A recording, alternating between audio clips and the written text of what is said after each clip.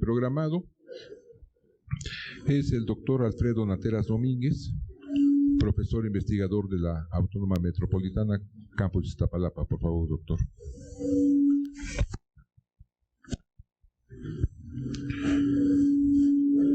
El doctor Nateras nos hablará sobre el uso social y lúdico de cannabis y su relación con los derechos humanos y las juventudes.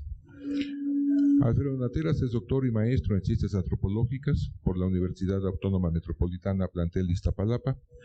Es maestro en Psicología Social por la Universidad Nacional Autónoma de México y tiene la especialidad en Coordinación de Grupos Operativos por la Escuela Interdisciplinaria de Aprendizaje y Comunicación Grupal. A su vez, es licenciado en Psicología por la Universidad Autónoma Metropolitana. Entre sus actividades académicas destaca el ser profesor investigador de tiempo completo en la UAM Iztapalapa, coordinador del diplomado Culturas Juveniles, Teoría e Investigación en la misma universidad, miembro del núcleo básico de posgrado en Psicología Social, maestría y doctorado en la UAM de Iztapalapa, miembro del Colegio de Profesores de la Licenciatura en Psicología Social del plantel Iztapalapa de la UAM y jefe del área de investigación, acción colectiva e identidades emergentes. De la misma manera, el IAPA le agradece, doctor, su participación, su asistencia el día de hoy. Adelante, por favor.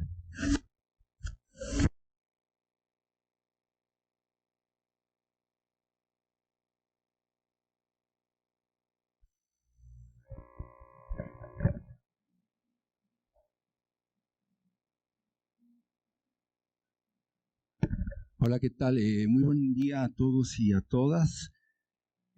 Agradezco la invitación a este espacio, al Instituto para la Atención de la Prevención de las Adicciones en la Ciudad de México, particularmente al doctor José Antonio Alcocer, que funge como director general. Y también agradezco las gestiones que hizo Filiberto Contreras y Marcos Obando Abello para que yo estuviera acá, de todas las veces que fueron a buscarme a la universidad y sí me encontraron y les dije que sí para estar el día de hoy. ¿Por qué creo que este tipo de eventos es importante?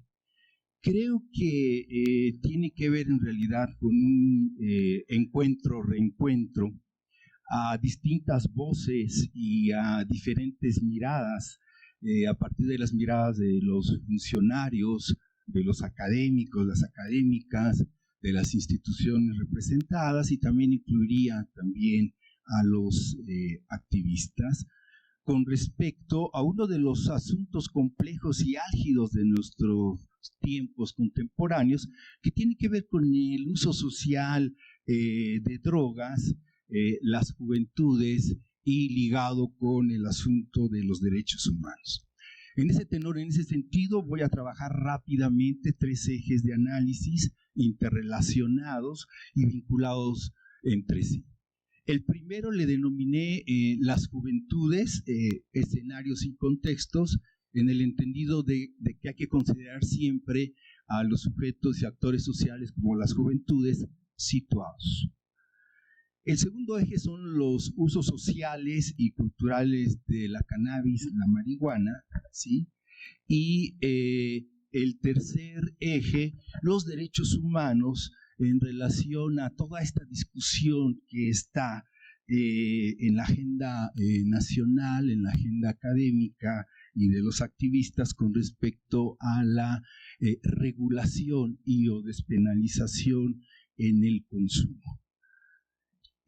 Para esto, junto con uno de mis asistentes, el psicólogo social Juan José Osorio, preparamos una exposición, un discurso oral, un discurso visual, a partir básicamente de una serie de fotografías que van a mirar y notas escritas tomadas de mi trabajo de campo, de mi trabajo etnográfico con mi beta antropológica, con jóvenes básicamente usuarios de marihuana, con jóvenes estudiantes y también con jóvenes activistas. Aclaro, todas las imágenes y fotografías fueron viables y fueron posibles a partir del consentimiento informado de cada uno de los que van a aparecer aquí en esta exposición. Entonces me arranco con el primer eje, que tiene que ver con el asunto de las juventudes, escenarios y contextos. Están viendo aquí una serie de, digámosle, estadístico retomado del Instituto Mexicano de la Juventud en el 2022, donde hace un mapeo en términos a las situaciones de las juventudes. Hay varios datos muy interesantes. 37.5 millones de jóvenes en lo que tiene que ver en el país, más las edades son entre 12 y 29 años de edad.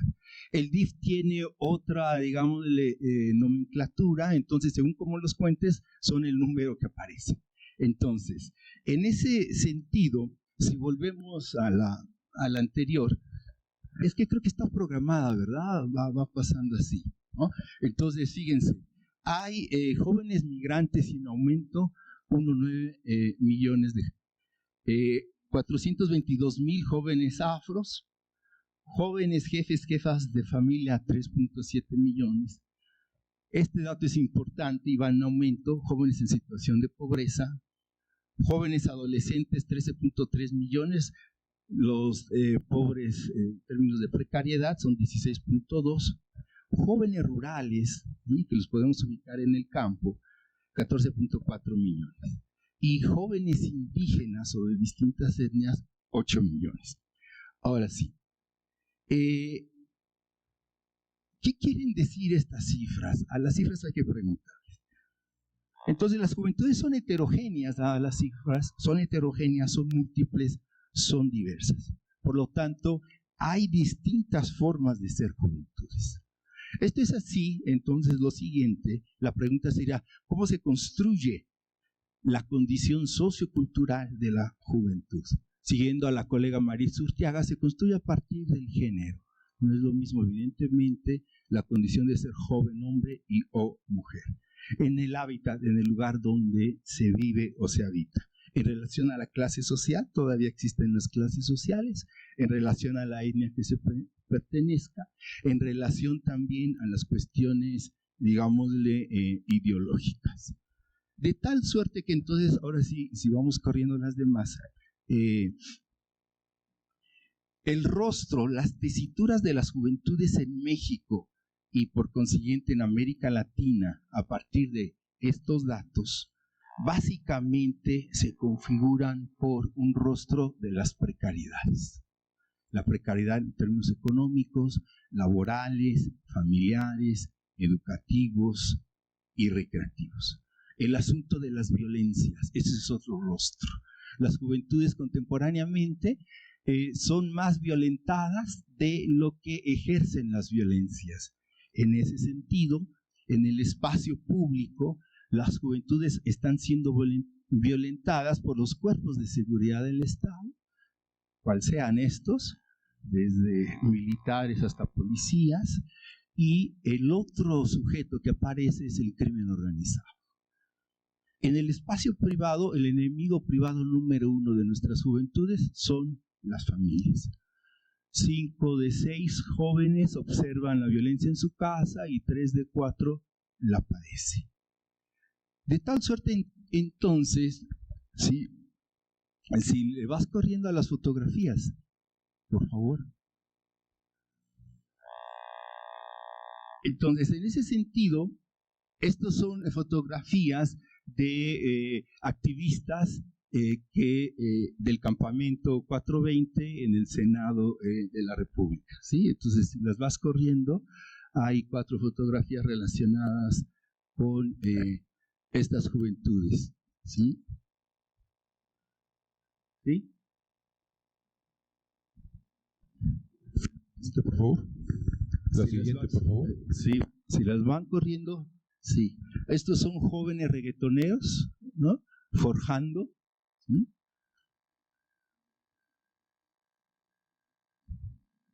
Bueno, van a encontrar, sí. Estos son jóvenes en las marchas. Hay una marcha anual en términos a todo el movimiento canábico por el derecho de ser usuario, ¿sí? está tomada en la Alameda, ¿no? Reivindicando la práctica. Vámonos a esto que es muy interesante, ¿sí? En términos a los jóvenes y el consumo. La droga ilegal más consumida en México y en América Latina entre jóvenes estudiantes es la marihuana, por el 83% de su consumo. A mis alumnos les digo siempre este dato y les digo, claro, menos ustedes, todos los demás jóvenes universitarios sí. Las edades están tendiendo a bajar una y más veces, dependiendo inclusive de las encuestas, pero nos estamos situando 10, 12 años. Los primeros consumos se mantienen en términos por la influencia social y la presión de los grupos de pares, o sea, los amigos, los carnales, los cuates y las familias, los primos, primas. Entonces, aquí la reflexión es que el problema no es la droga misma, sino la relación social y cultural que se teje de riesgo para su adquisición y consumo, dado lo ilegal que es esta. Es decir, mala calidad, los chicos son extorsionados, son reprimidos o detenidos por los cuerpos de seguridad, por la policía y criminalizados. El 60 y tantos % de jóvenes que están detenidos en las cárceles sin juicio alguno, más de 6 meses y adelante, según los estudios del CIDE, ¿sí? Son por portación de cantidades mínimas de marihuana y los acusan de narcomenonistas. Ahí está la criminalización. En la pandemia los consumos, como lo ven, los consumos de la marihuana aumentaron para lidiar con la ansiedad, la angustia, la incertidumbre dada la situación del encierro. En los consumos de los adultos aumentaron el drink, o sea, aumentaron el alcohol, el consumo del alcohol en el encierro, dada la situación y el asunto de pastillas para conciliar el sueño. Vámonos a las siguientes imágenes, ¿sí? Entonces lo ligo, que son los del campamento, lo ligo rápidamente con el segundo eje, que son los usos sociales y culturales de la marihuana, ¿sí? Dada la complejidad, ¿sí? Hay distintas motivaciones y hay distintos sentidos y significados en el uso social y cultural de la marihuana. No hay un solo sentido, no hay un solo significado. Esta es como la forma más saludable que he visto de consumo de marihuana, ¿sí? Son jóvenes reggaetoneros, ¿no? Que van los 28 de cada mes a la iglesia de San Hipólito y en sus trayectos hacen los consumos también en términos de los disolventes inhalables. Algo muy importante, ¿no? Cuando les preguntaba a estos chicos, sí, síguele, no para todos y todas el consumo es un problema. Cuando hay alguien o algunos que tengan problemas por sus consumos, entonces, ¿sí?, se tiene el derecho que el Estado y sus instituciones les ofrezcan atención. En ese sentido, hay determinados usos a partir de las adscripciones identitarias juveniles o los grupos de pertenencia a que haya lugar, porque ingresan al universo simbólico de sentido y de significado a través de esta práctica. Los rastas o rastafaris, cuando trabajaba con ellos, me comentaban, oiga doctor, mire, yo llevo como 25 años fumando marihuana y creo que todavía no se me ha hecho un problema. O trabajando con los cholillos allá en Nezayor o en Nezahualcóyotl, los cholillos te decían, es que nosotros somos jóvenes que caminamos la calle. Es una imagen de un cholillo, ¿sí?, que caminamos la calle, entonces la marihuana para nosotros es justa para los callejeros. De tal suerte que entonces, ¿sí?, si continúan, de tal suerte que entonces, lo interesante es que a lo largo de la historia, ¿no?, en términos de las adscripciones identitarias y juveniles, ¿sí?, para algunas juventudes, la práctica entra justo en relación a sus consumos individuales y colectivos que los coloca en la relación social junto con los otros. en las fiestas, en los antros, que son los escenarios, en donde inclusive la marihuana es como la más light, ¿no? En términos a las tachas, las anfetaminas, la heroína, la cocaína y demás. Entonces, en ese sentido, cuando se hace el consumo social, hay prácticas culturales al respecto. De ahí entonces la discusión, si continúas, esto es el campamento, todas estas fotografías son del campamento, ¿sí? Y entro al tercer eje, los derechos humanos en términos de la despenalización. Creo que es una discusión muy potente que urge desatorarla en términos del marco legal para el uso social, el uso médico, el uso recreativo, uso responsable de la cannabis, ya que esto conduce a garantizar el derecho humano, estemos de acuerdo o no, ¿sí?, de los usuarios y los consumidores de decidir con respecto a sí, una decisión relativa de sí. Esto conlleva entonces un predicamento. ¿Qué está pasando con los programas preventivos del dile no a las drogas? Y lo digo con mucho respeto. Independientemente de la encuesta, más adelante van a ver algunas cifras, y hay algo que coinciden, independientemente de la metodología. Los consumos aumentan.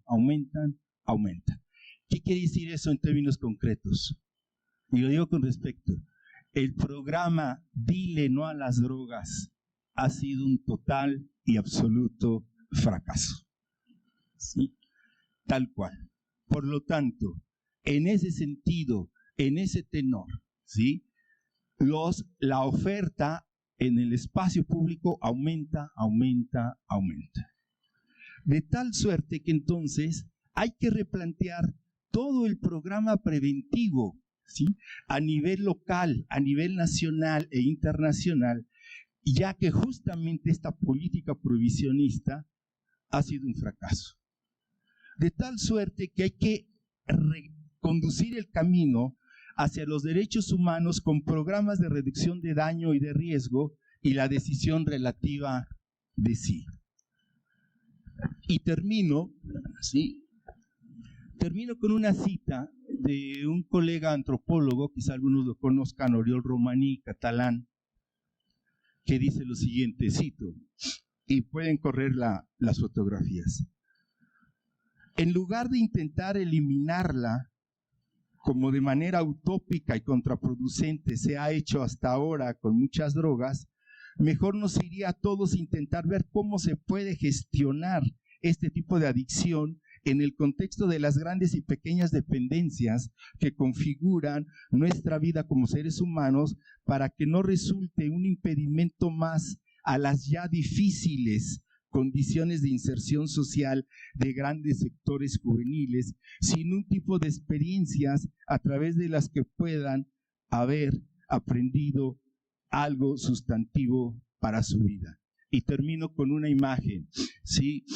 Un mundo posible con consumo responsable es viable. Gracias.